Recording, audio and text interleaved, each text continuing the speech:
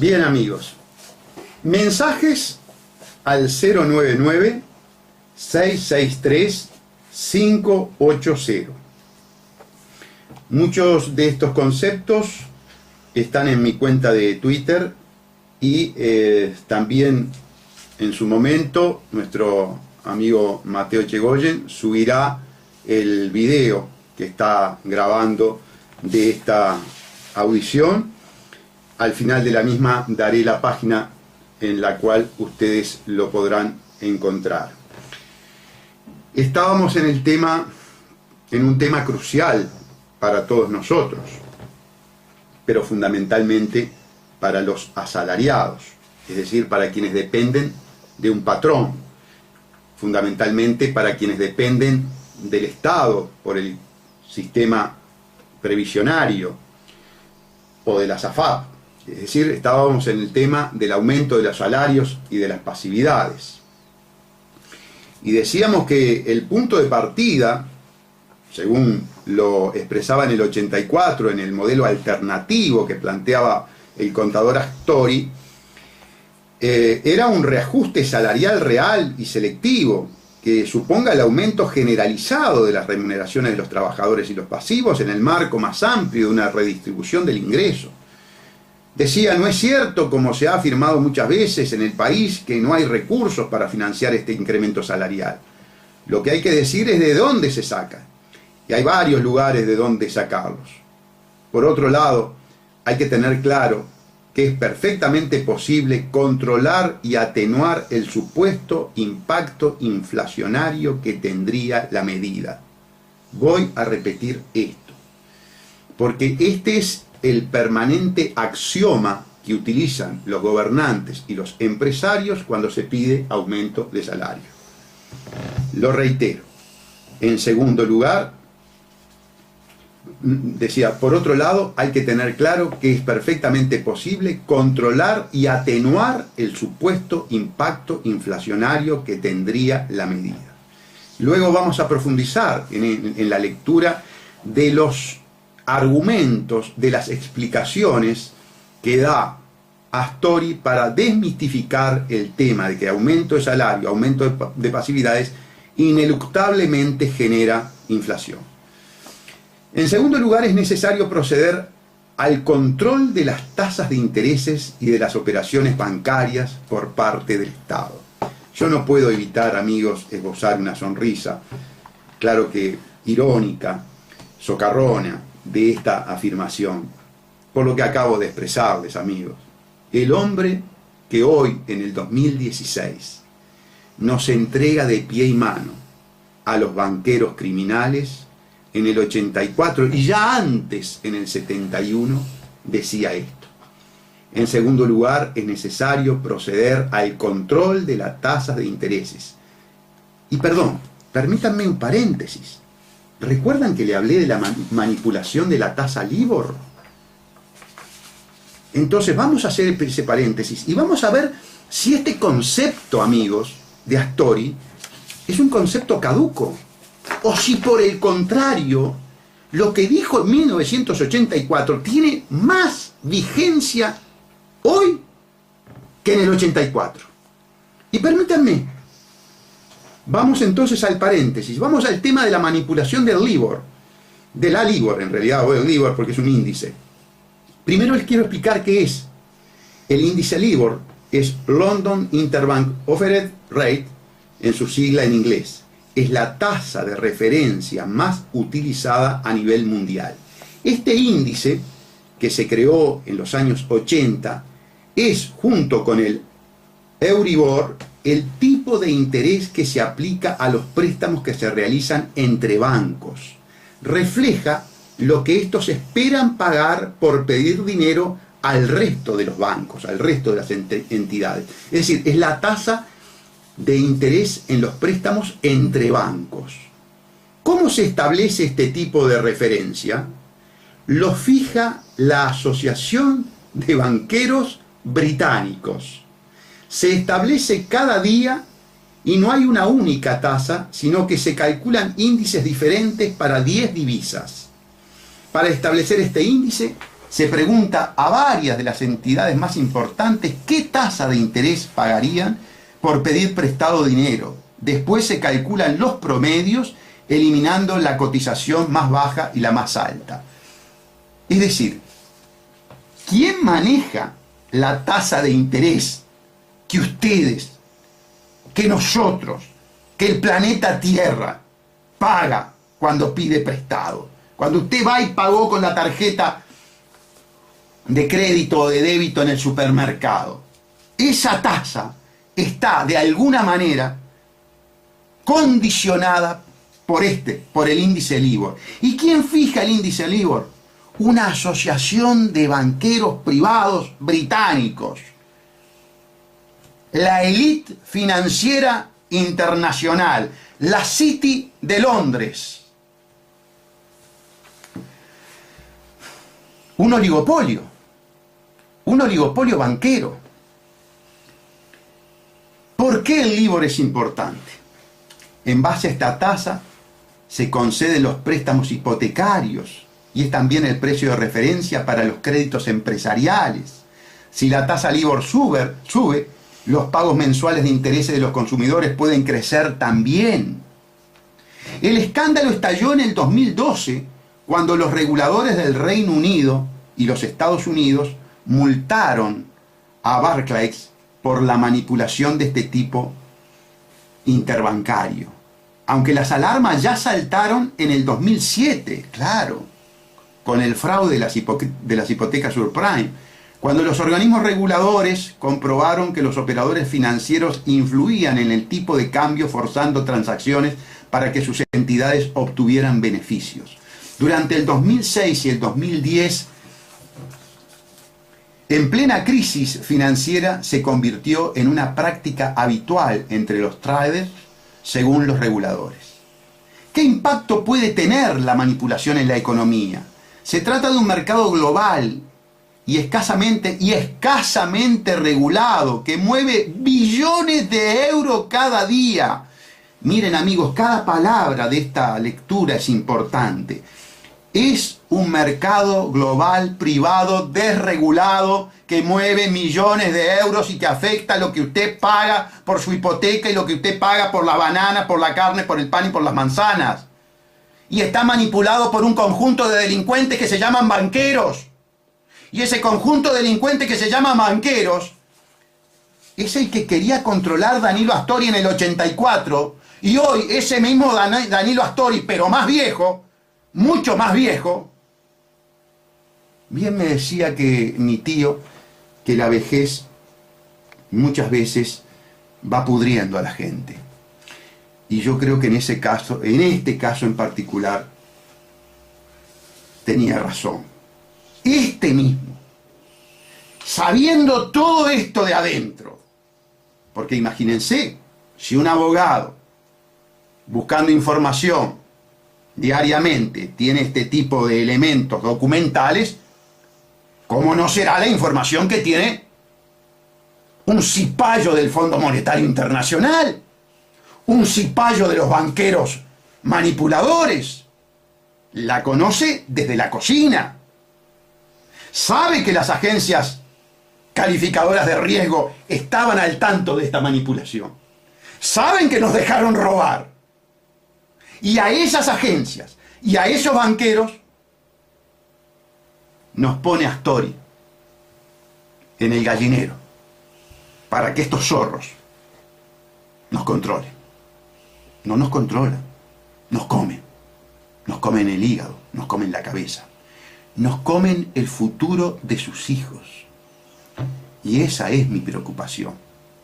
Yo reitero, mi preocupación está ahora reforzada. Antes tenía un nieto, ahora tengo dos. Yo ya soy un viejo. Yo en cualquier momento ya me voy. Me ponen la mortaja, ya tengo todo arreglado. Hablé con Enrique Moro y me voy. Ya está, ya lo elegí. Es de color clarito y capitoneado fucsia por dentro. Pero el problema no soy yo. El problema es Bruno, con 13. El problema es Benicio, mi nieto, con unos días. Esa es mi preocupación, que estos viejos decrépitos le están confiscando el futuro a mis nietos, a los suyos, a sus hijos, a la juventud, a los muchachos de la FEU. Muchachos de la FEU, ¿dónde están? ¿Cómo pueden permanecer indiferentes frente a este gobierno? ¿Cómo pueden apoyar este gobierno, muchachos de la FEU? Este gobierno es primo hermano de la dictadura militar. Tiene los mismos proyectos, la misma matriz económica, muchachos de la FEU. No se dejen engañar. Este hombre está acostumbrado a engañar jóvenes. Este hombre es un embustero de jóvenes. Yo fui un joven engañado por Astori. La saqué barata. Sí, la saqué barata. Una vez en el 26 de marzo me dijeron: vos sos un revolucionario de micrófono. Y es verdad. Y yo lo voy a confesar. Yo puedo ser un revolucionario de micrófono. Nunca tomé armas. Milité, sí, milité muy joven en el Fraude Amplio. Tengo testigos en Sayago. Puedo dar los nombres de los que me vieron pintando a las 6 de la mañana junto a mi hermano. Carteles y cosas en el piso, la FA en el piso, en Tacuabé y Bedia. Recuerdo un día que mi padre se levantaba para ir a trabajar a su empresa, a la empresa en la que era dependiente, Saidat, en Rondón, Nicaragua. Y Carlitos y yo todavía estábamos pintando con rojo un círculo muy grande en la intersección de Tacuabé y Bedia, con la F y la A. Aquí hay carga emocional, aquí hay carga afectiva, amigos. Muchos otros jóvenes no tuvieron la misma suerte que yo. Muchos otros jóvenes emprendieron acciones mucho más arriesgadas, mucho más jugadas, mucho más valientes, diría yo, por la manija de este señor, que empezó antes, empezó en la década del 60, se profundizó en el 70, fueron torturados, fueron abatidos. También hubieron jóvenes que tomaron las armas con este proyecto y mataron, es decir, causaron aflicción y dolor en sus oponentes políticos, en la familia de sus oponentes políticos. Este señor tiene una historia de sangre. No es tan fácil decir un día blanco y después decir negro. No, no. Yo no se la voy a hacer fácil. Este tipo de audiciones será permanente. Usted, Astori, es un traidor. A usted, Astori, lo compraron los banqueros. Mucho de lo que usted estaba diciendo en el 84 hoy es una realidad científica. Usted tenía razón. Cuando usted decía aquí que estos individuos actuaban en función de la desregulación, tenía plena razón. Ellos quieren la desregulación total, porque la desregulación total significa menos república. Y cuando hay menos república, hay más oligarquía, hay más élite privilegiada. Usted, Astori, ha hecho del Fraude Amplio la ideología no solamente del maridaje perverso entre lo peor de la derecha y lo peor de la izquierda. Usted lo que ha hecho es más grave aún. Usted ha concebido una ideología de la corrupción y una operativa corrupta. Cuando la corrupción se vuelve ideología y cuando la corrupción es la operativa normal de un gobierno, se llega a la profecía que adelantaba y que acabamos de leer de Astori. Se termina, se desemboca en un proceso dictatorial. No para sanarlo, no porque las dictaduras sanen la corrupción, pero sí para frenar la reacción del pueblo, que puede llegar a cansarse de este tipo de entregas, de este tipo de corruptela, de este tipo de sodomización que usted facilita a manos de los banqueros. Vamos a seguir la lectura. La tercera medida es la instauración de un control del mercado de cambios. Esta es otra de las claves para desmantelar el andamiaje neoliberal y es la contrapartida imprescindible de la medida anterior. Tiene que suponer el monopolio del manejo de las divisas por parte del Banco Central y por lo menos la eliminación de la venta de moneda extranjera para posición, es decir, para especulación. Esto último significa, en palabras más simples, impedir la comercialización del dólar con fines especulativos. En cuarto término, hay que controlar el movimiento internacional de capitales. Se trata de un complemento indispensable de las dos medidas precedentes. Es preciso poner, o mejor dicho, disponer de mecanismos que permitan elegir y canalizar el capital que entra, así como, al mismo tiempo, regular su salida. Todo ello con criterios nacionales. Miren, amigos, yo leo y que seas Tory el conductor del proceso de desregulación, del proceso de inversión extranjera reprimida, el impulsor de que la inversión se afinque en zonas francas, como que fueran un país soberano e independiente al cual no lo pueden tocar las leyes del Uruguay. Contador Astori, por supuesto, invitado cuando quiera y donde quiera para polemizar. Usted debe defenderse de esto que está pasando, de esto que estamos diciendo. Nosotros le damos la oportunidad. Nosotros lo invitamos, respetuosa y cordialmente, a esta audición. El doctor Salle lo invita a que nos explique cómo usted puede decir en el 84 esto y después en el 2016 traer, junto con Tabaré Vázquez, en un negocio confidencial, secreto y a dedo, una multinacional vikinga a establecerse en una zona franca al margen de la soberanía nacional, que se puede llevar la ganancia sin que el Estado pueda decirle esta boca es mía. Venga, explique a la población, porque sabe que usted evidencia una total incongruencia profesional.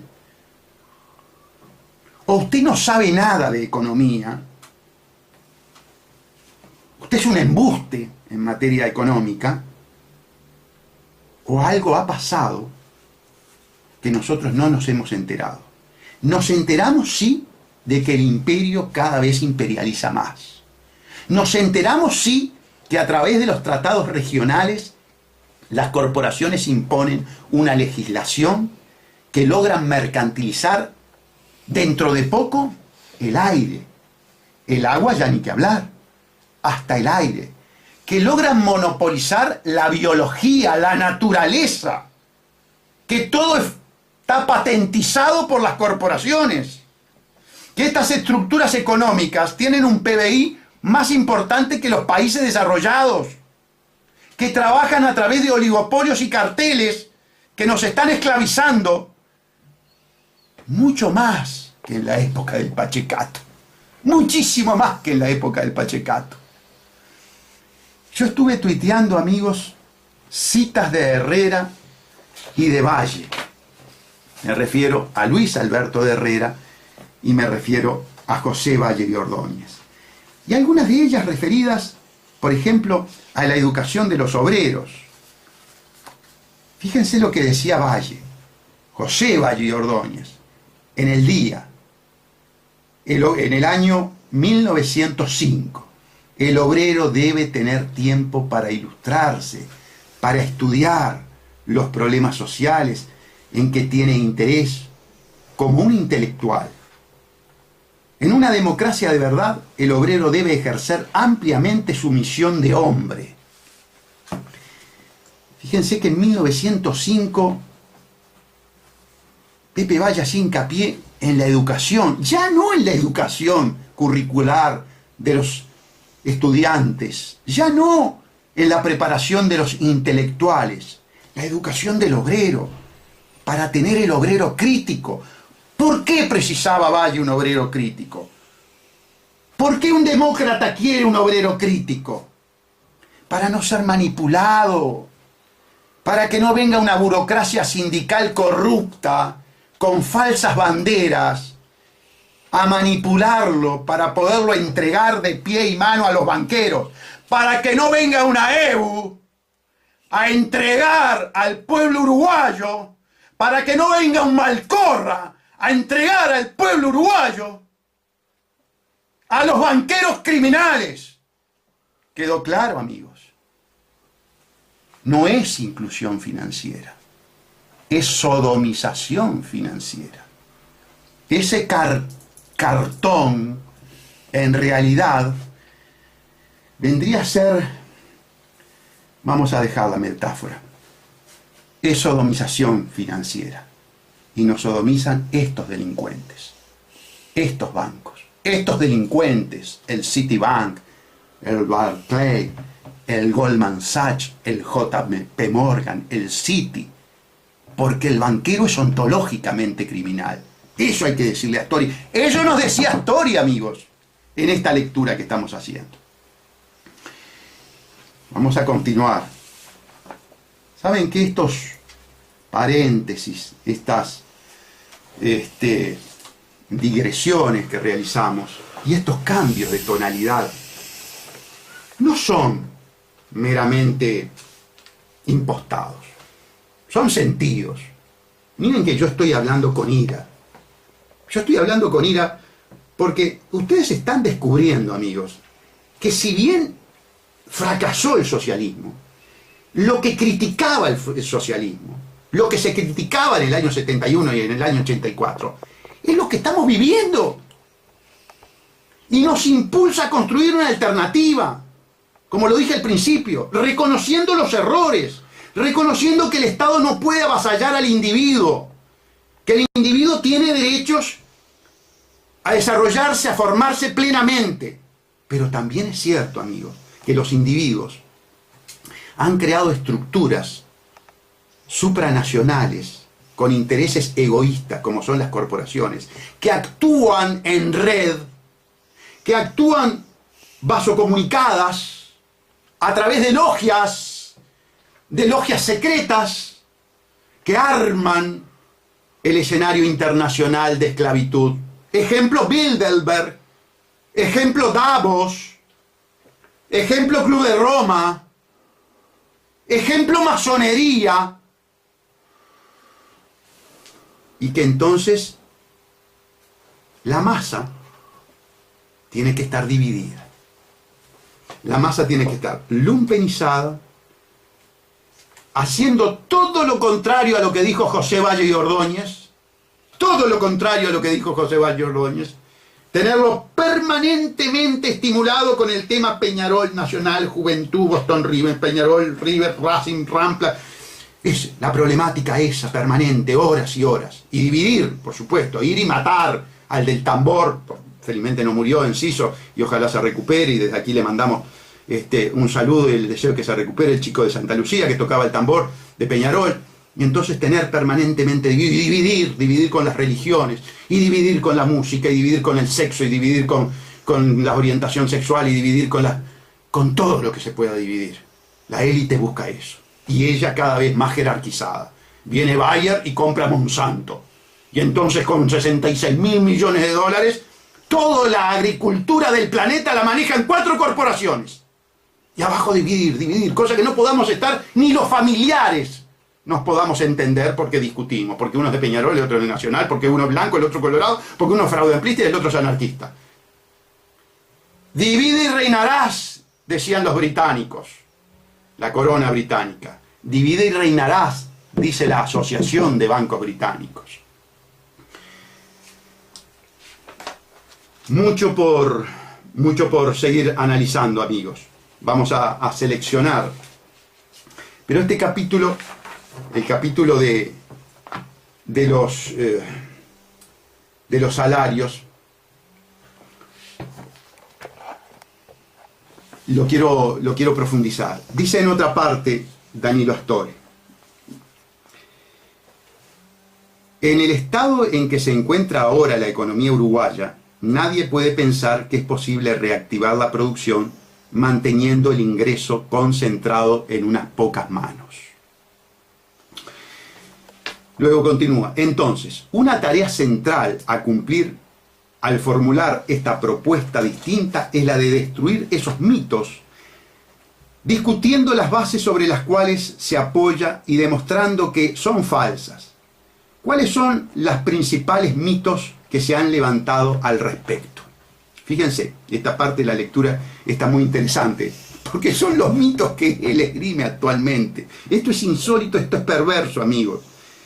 Esto es leer a un individuo que ayer, por ejemplo, profesaba el catolicismo a rajatabla, que se laceraba, y que hoy defiende el ateísmo a muerte, o al revés.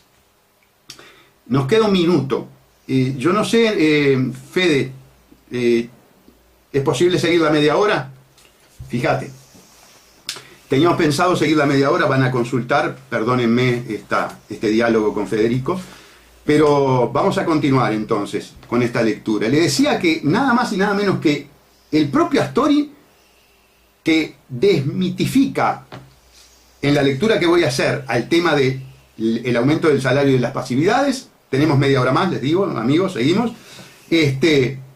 Hoy es el que nos alienta un cuco para mantener la política económica ya de larga data. Vamos a la pausa. No, se quedan con nosotros media hora más, por favor. Un abrazo. Lo reitero. En segundo lugar, decía, por otro lado, hay que tener claro que es perfectamente posible controlar y atenuar el supuesto impacto inflacionario que tendría la medida. Luego vamos a profundizar en la lectura de los argumentos, de las explicaciones que da Astori para desmitificar el tema de que aumento de salario, aumento de pasividades, ineluctablemente genera inflación. En segundo lugar, es necesario proceder al control de las tasas de intereses y de las operaciones bancarias por parte del Estado. Yo no puedo evitar, amigos, esbozar una sonrisa, claro que irónica, socarrona, de esta afirmación, por lo que acabo de expresarles, amigos. El hombre que hoy, en el 2016, nos entrega de pie y mano a los banqueros criminales, en el 84 y ya antes con el Euribor, el tipo de interés que se aplica a los préstamos que se realizan entre bancos refleja lo que estos esperan pagar por pedir dinero al resto de los bancos, al resto de las entidades. Es decir, es la tasa de interés en los préstamos entre bancos. ¿Cómo se establece este tipo de referencia? Lo fija la Asociación de Banqueros Británicos. Se establece cada día y no hay una única tasa, sino que se calculan índices diferentes para 10 divisas. Para establecer este índice, se pregunta a varias de las entidades más importantes qué tasa de interés pagarían por pedir prestado dinero. Después se calculan los promedios, eliminando la cotización más baja y la más alta. Es decir, ¿quién maneja la tasa de interés que ustedes, que nosotros, que el planeta en el 71 decía esto? En segundo lugar, es necesario proceder al control de las tasas de intereses. Y perdón, permítanme un paréntesis. ¿Recuerdan que le hablé de la manipulación de la tasa LIBOR? Entonces vamos a hacer ese paréntesis y vamos a ver si este concepto, amigos, de Astori es un concepto caduco, o si por el contrario, lo que dijo en 1984 tiene más vigencia hoy que en el 84. Y permítanme Vamos entonces al paréntesis, vamos al tema de la manipulación del LIBOR, de la LIBOR en realidad, o del LIBOR porque es un índice. Primero les quiero explicar qué es. El índice LIBOR es London Interbank Offered Rate, en su sigla en inglés. Es la tasa de referencia más utilizada a nivel mundial. Este índice, que se creó en los años 80, es junto... Bien amigos, mensajes al 099-663-580. Muchos de estos conceptos están en mi cuenta de Twitter y también en su momento nuestro amigo Mateo Chegoyen subirá el video que está grabando de esta audición. Al final de la misma daré la página en la cual ustedes lo podrán encontrar. Estábamos en un tema crucial para todos nosotros, pero fundamentalmente para los asalariados, es decir, para quienes dependen de un patrón, fundamentalmente para quienes dependen del Estado por el sistema previsionario o de las AFAP. Es decir, estábamos en el tema del aumento de los salarios y de las pasividades. Y decíamos que el punto de partida, según lo expresaba en el 84, en el modelo alternativo que planteaba el contador Astori, era un reajuste salarial real y selectivo que suponga el aumento generalizado de las remuneraciones de los trabajadores y los pasivos en el marco más amplio de una redistribución del ingreso. Decía, no es cierto, como se ha afirmado muchas veces en el país, que no hay recursos para financiar este incremento salarial. Lo que hay que decir es de dónde se saca. Y hay varios lugares de dónde sacarlos. Por otro lado, hay que tener claro que es perfectamente posible controlar y atenuar el supuesto impacto inflacionario que tendría la medida. Voy a repetir esto, porque este es el permanente axioma que utilizan los gobernantes y los empresarios cuando se pide aumento de salario.